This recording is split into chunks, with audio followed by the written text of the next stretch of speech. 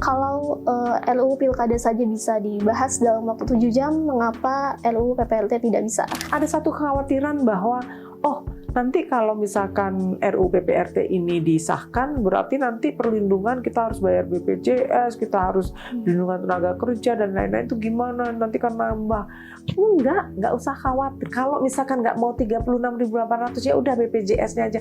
Itu cuma 16.000. Masa nggak bisa sih? Membiarkan indeks demokrasi stagnan, apakah artinya juga membiarkan pelanggengan politik oligarki? Ya, 22 Agustus kemarin, saya rasa bukan hanya saya, banyak yang terkejut ketika kawan-kawan mahasiswa turun. Ini berbeda loh. Peristiwa 98 kita diorganisir. Kekuasaan tuh candu. Kalau kita bicara soal analisis periode pertama, rasanya baik-baik aja gitu, relatif baik-baik saja. Tapi kemudian pada periode berikutnya, terus kemudian kita dihadapkan sampai dikejutkan oleh keputusan MK 90, itulah mungkin selalu ada batas. Dalam 1 bulan yang tersisa ini, seharusnya tidak ada yang bisa dilakukan apa-apa, tapi ada satu yang bisa dilakukan. Sahkan RUU PPRT, sahkan rancangan Undang-Undang Perlindungan Pekerja Rumah Tangga. Ini sudah 20 tahun.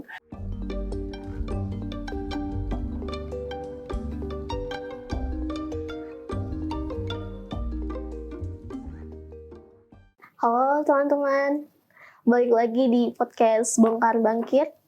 Kali ini kita kedatangan narasumber spesial.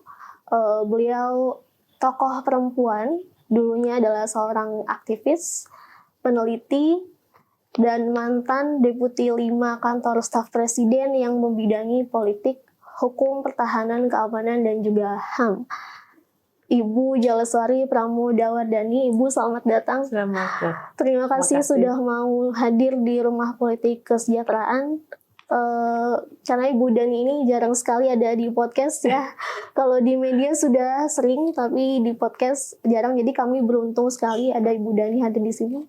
Kita akan mengulik banyak perspektif Bu Dani soal situasi demokrasi dan hukum kita belakangan.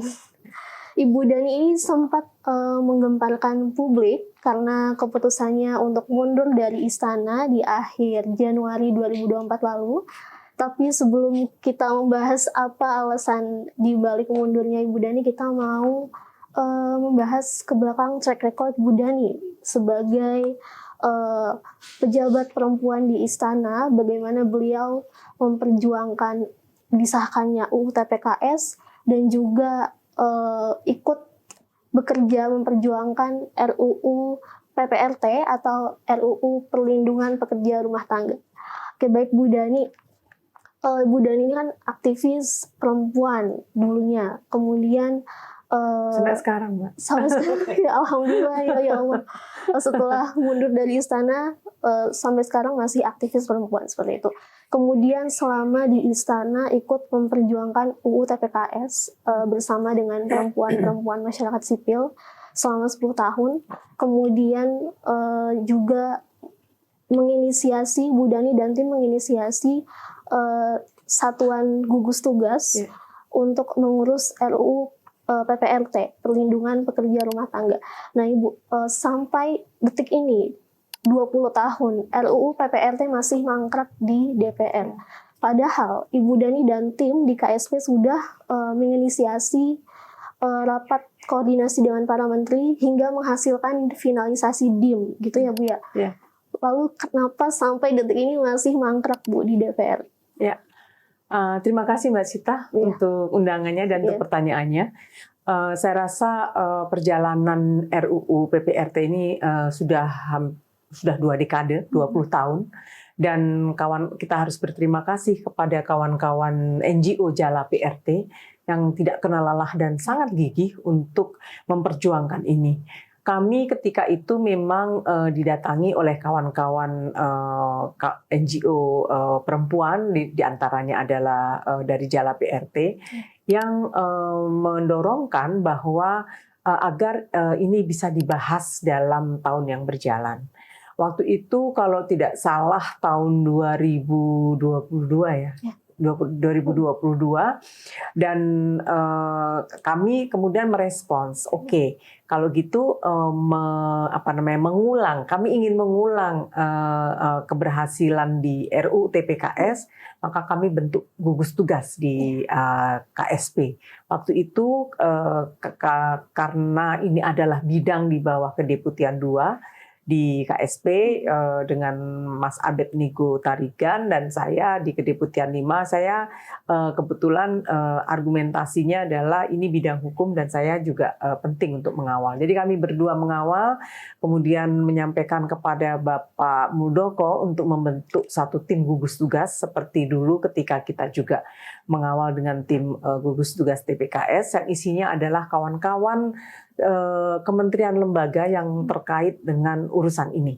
Karena kami melihat bahwa draft RUU PPRT yang sudah dibahas 20 tahun ini itu sebetulnya dalam proses perjalanannya sudah mengalami kompromi lah, karena ini kawan-kawan masyarakat sipil sudah mengawal dan diskusi dengan kawan-kawan di DPR, kemudian ternyata gagal lagi untuk dibahas, prosesnya seperti itu.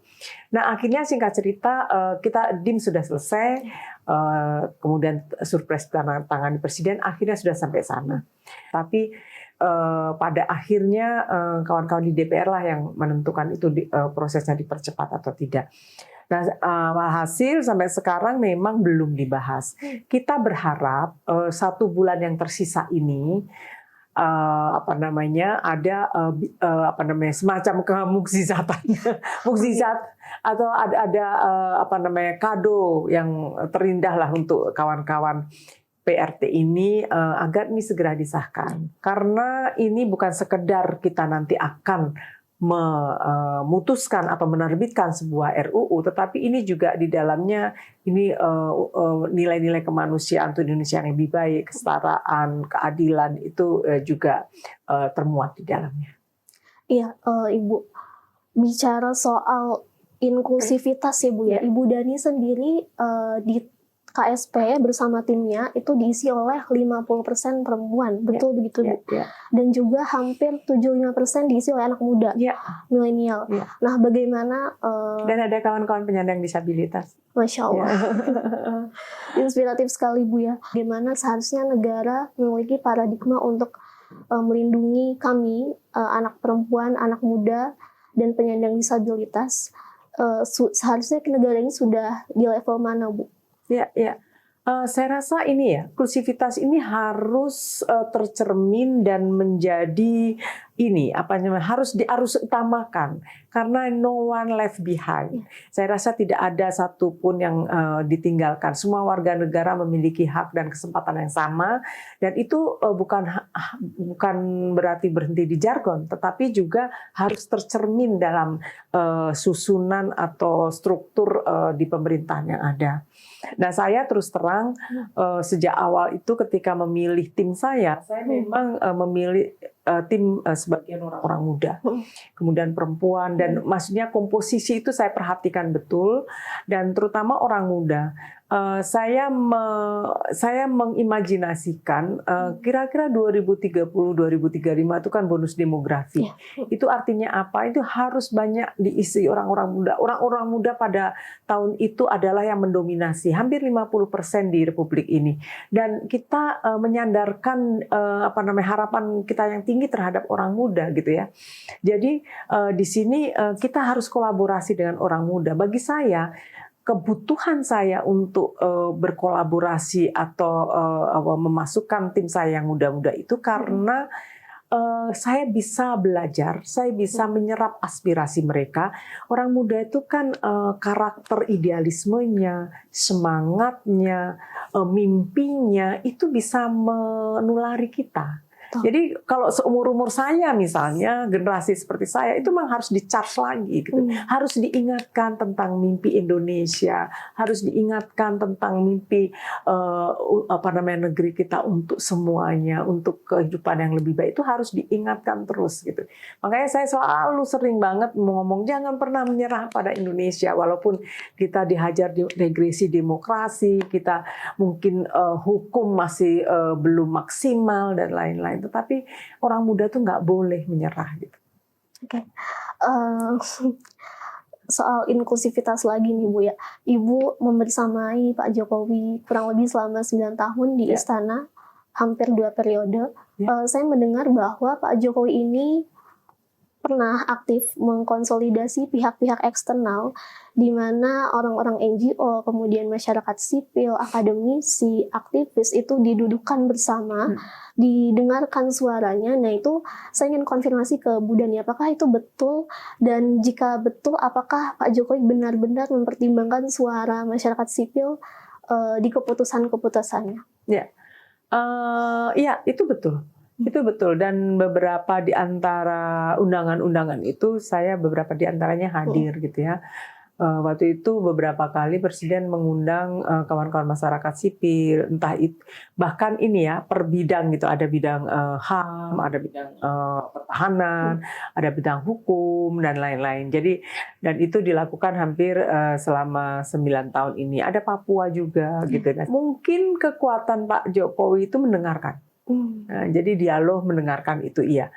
Tapi ketika tindak lanjutnya itu kan kita arahan saja. Dulu di awal-awal ketika tahun 2015-an itu soal ini aja. Ini saya ilustrasi sedikit tentang bagaimana pasar mama-mama Papua yang 13 tahun, 14 tahun mangkrak itu akhirnya kemudian bisa dibangun. Nah, waktu itu arahannya memang kepada kami di KSP untuk mengawal gitu. Nah, kami kan penasaran ya, kenapa 13 tahun ini tidak bisa dilakukan, padahal mama-mama Papua ini butuh tempat untuk menjalankan ekonominya, pasar yang layak dan lain-lain. Kemudian ya kita tahulah di sana pasti ada kaitannya dengan regulasi, soal perizinan, soal rentang kendalinya, terus kemudian kewenangan dan lain antara kementerian satu dengan kementerian lain, belum lagi dengan daerah. Nah itu keruwetan itu kan kemudian dijembrengkan. Nah dalam proses itu sebetulnya kita semua belajar gitu. Apalagi KSP itu kan bukan pegawai negeri ya, dia bukan birokrat murni, dia adalah gabungan dari ada NGO di sana, ada masyarakat sipil segala macam, itu ada akademisi, praktisi, ada ada mantan purnawirawan, terus kemudian macam-macam. Ya, termasuk saya sebagai masyarakat sipil biasa ya, waktu itu sempat terkagum dengan sosok Pak Jokowi yang cukup mengakomodasi banyak suara dari banyak elemen masyarakat sipil begitu ya. Tetapi seiring berjalannya waktu, kami rakyat juga kaget akhir-akhir ini dengan bagaimana hukum justru dijadikan alat kekuasaan atau tameng untuk melegitimasi kejahatan-kejahatan demokrasi. Seperti yang kita tahu, putusan MK 90 ya Bu, yang meloloskan salah satu paslon. Kemudian di saat MK sudah mulai insyaf, mulai bertaubat, ada upaya dari DPR untuk menganulir keputusan MK tersebut. Sampai seluruh elemen masyarakat yang mungkin selama setahun belakangan ini memendam keresahan, kemarahan, turun ke jalan, memutuskan turun ke jalan, akhirnya ada momentum itu begitu Bu.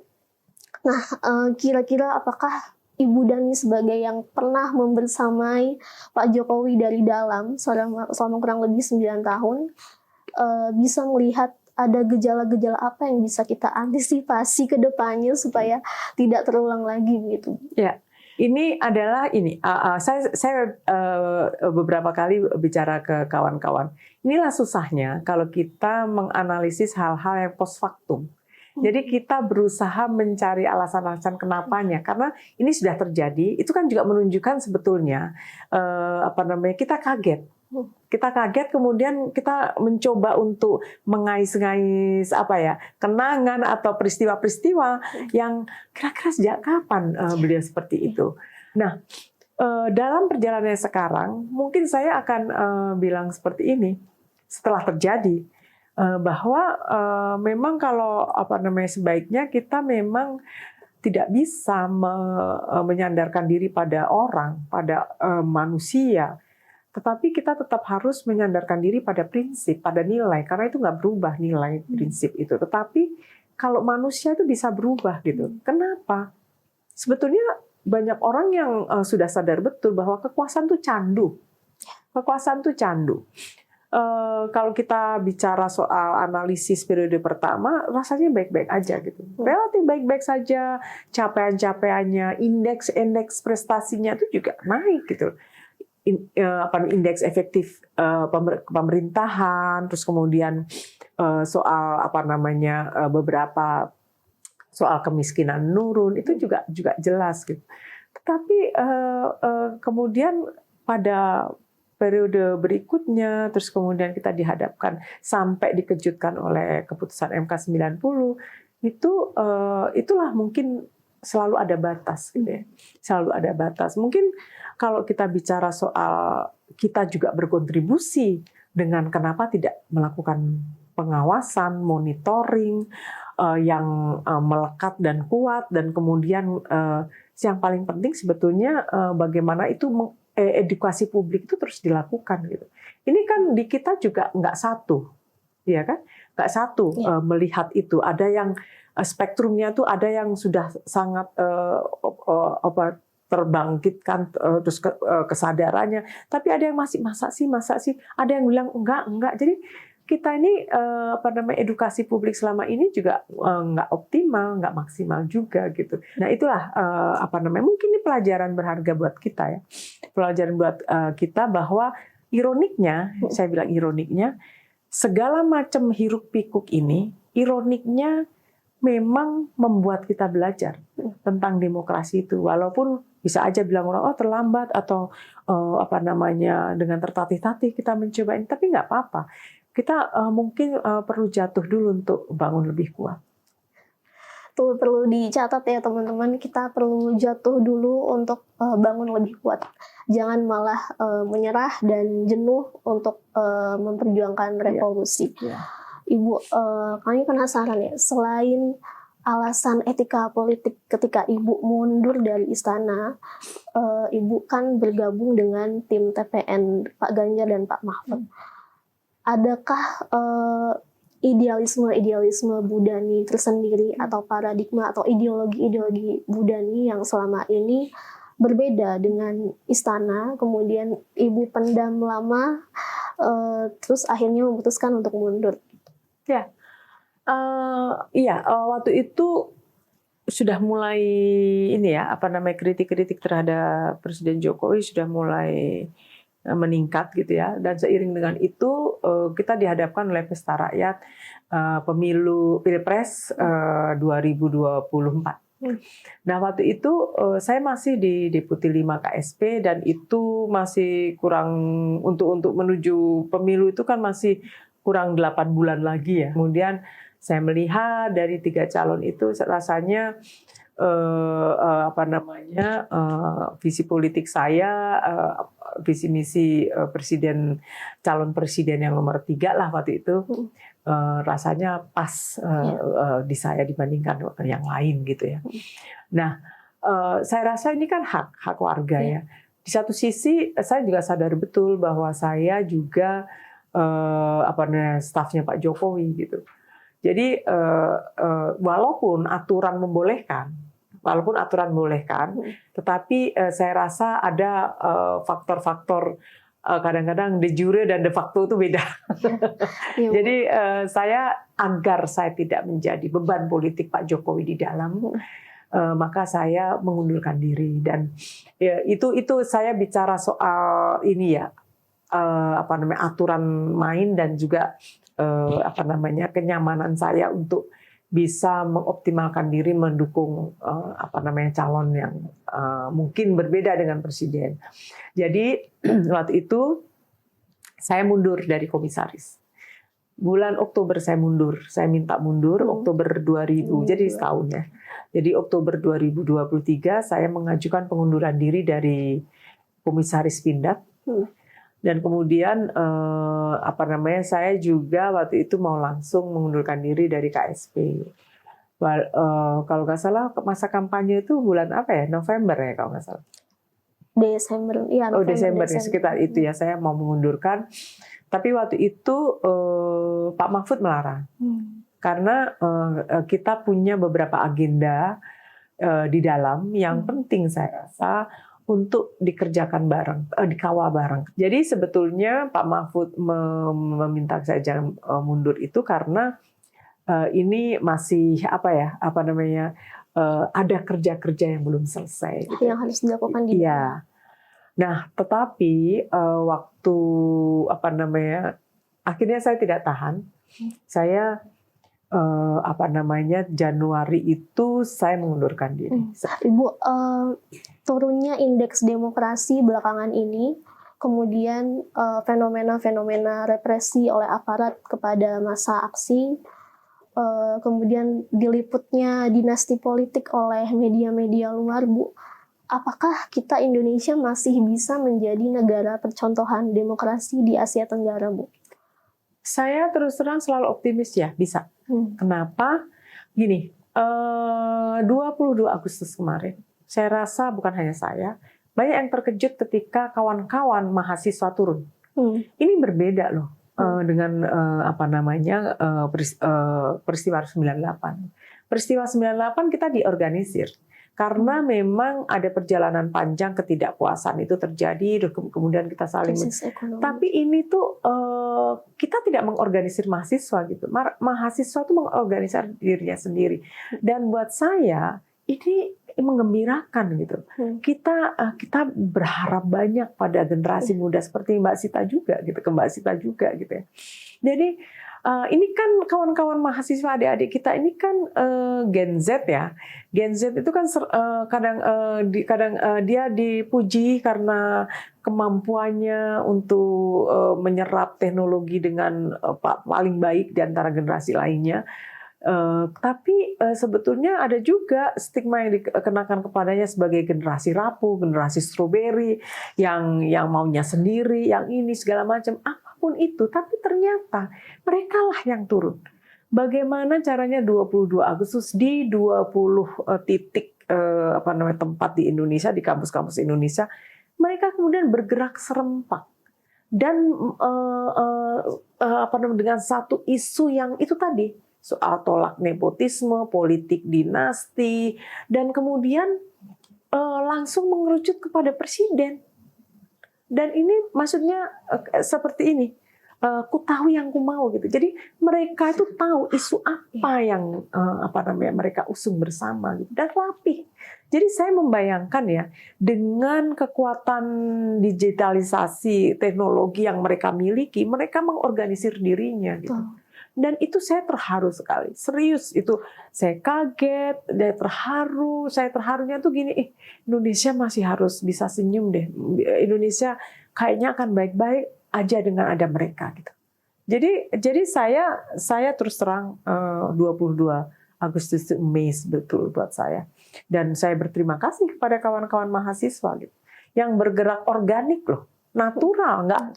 Ini kan ada yang mencoba untuk membengkokkan, yang bilang itu dijual belikan. Enggak. Mereka tuh mengantisipasi bahwa mereka akan dituduh seperti itu, dan mereka memiliki mekanisme untuk menggugurkan tuduhan itu. Gitu. Jadi ya di tengah regresi demokrasi dan carut-marutnya ya tingkah laku politisi kita, tapi kita tetap optimis. Saya selalu mencintai anak-anak muda ini. Ya, Bu, terima kasih banyak ya Bu ya. Tidak lumayan sedikit para leader seumuran Ibu yang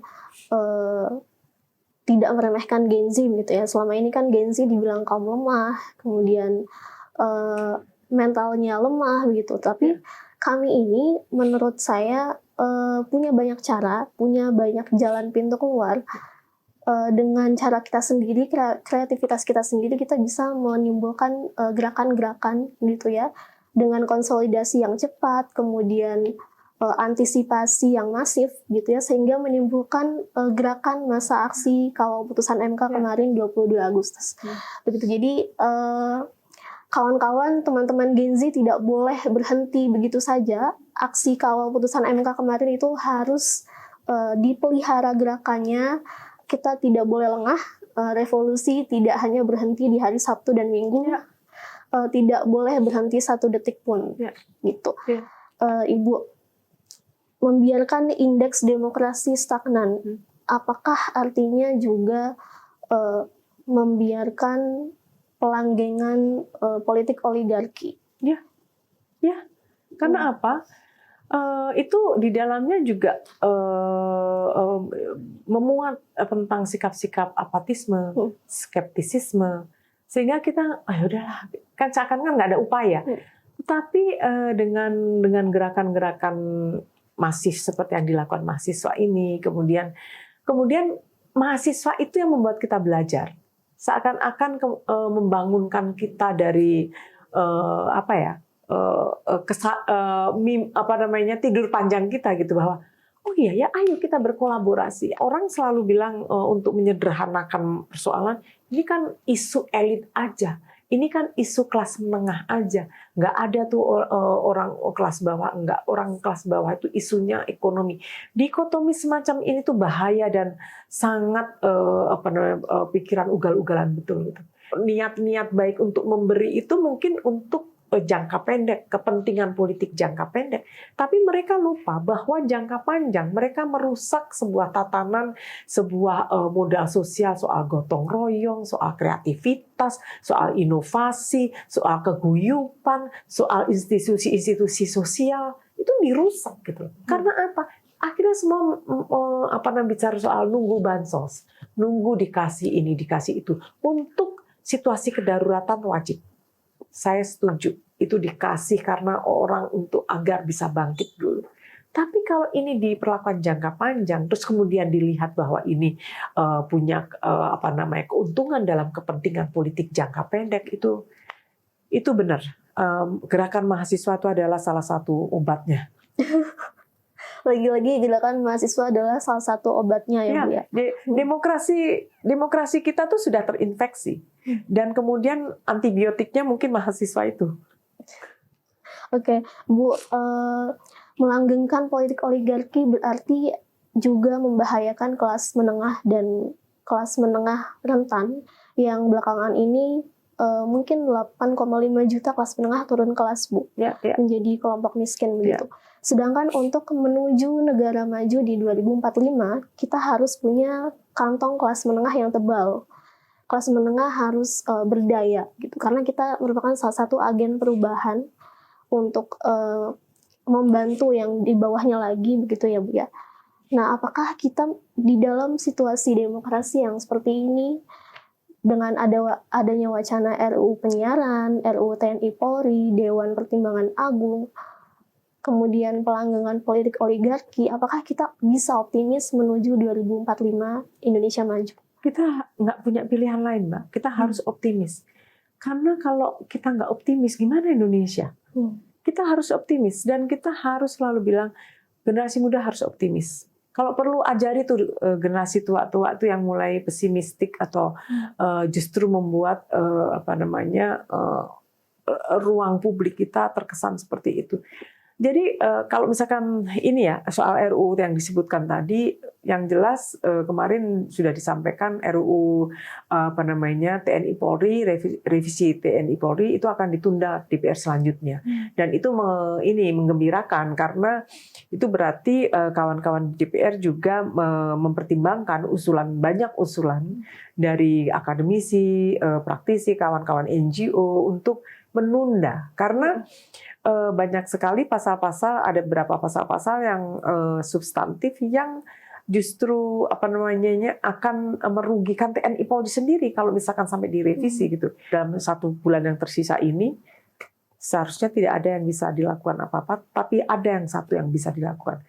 sahkan RUU PPRT, sahkan rancangan undang-undang perlindungan pekerja rumah tangga. Ini sudah 20 tahun, sudah 2 dekade, dan draft yang mungkin tadinya ideal sebagai untuk melindungi kawan-kawan pekerja rumah tangga, itu sudah melalui banyak komunikasi, banyak kompromi, banyak ada pemangkasan, ada ini bentuk dialog selama 20 tahun. Ini harusnya apalagi yang dikhawatirkan.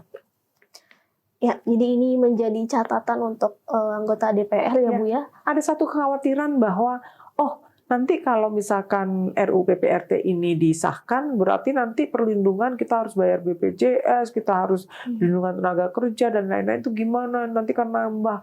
Padahal yang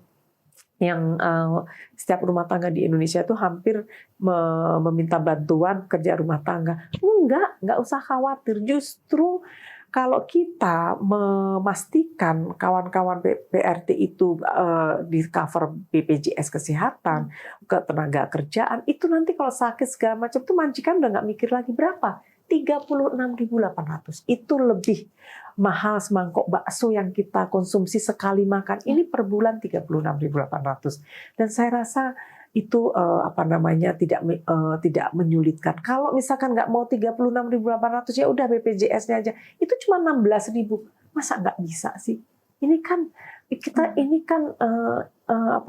juga kerja yang juga harus dihargai hak-haknya. Dia selama ini mereka kan dianggap tidak ada, bukan kategori pekerja formal. Karena bukan pekerja formal, dia tidak mendapatkan perlindungan. Dia tidak diperlakukan, makanya selalu bilang ini ada perbudakan modern. Itu mereka selalu tapi kalau mereka dalam undang-undang ini disahkan, mereka tuh menjadi pekerja formal.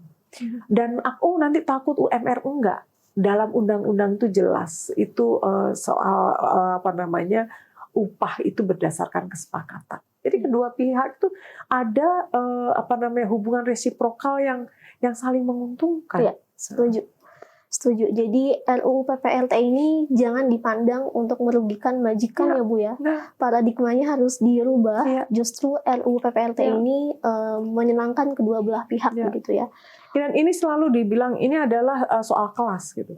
Kenapa ini RUU PPRT nggak disahkan? Selalu dibilang ini persoalan kelas. Jadi mungkin kelas-kelas menengah ke atas atau para pemberi kerja segala macam tuh secara tidak langsung itu merasa bahwa kenyamanannya selama ini, zona nyaman yang mereka dapatkan dengan memperkerjakan dengan aturan yang sangat loose, ini yang sangat bahkan tidak ada aturan.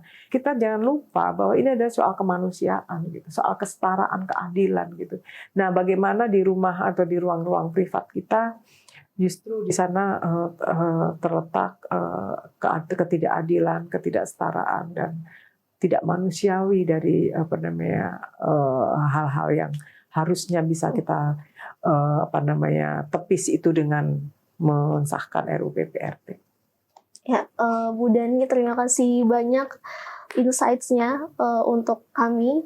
Jadi ini kesimpulannya Bu Dani berpesan kepada Indonesia, terutamanya anggota DPR, dalam waktu sebulan ini seharusnya sudah ada niat untuk mengesahkan UU PPRT. Karena sudah 20 tahun mangkrak di DPR, sejak 2004 diperjuangkan oleh teman-teman perempuan pekerja rumah tangga. Kalau RUU Pilkada saja bisa dibahas dalam waktu 7 jam, mengapa RUU PPRT tidak bisa? Itu pertanyaan yang paling bagus. Iya, dan juga jangan lupa di tengah gejala-gejala otoritarianisme ini, anak muda adalah obatnya. Terima kasih Bu Dani. Terima kasih. Jangan lelah mencintai Indonesia. Ya, siap.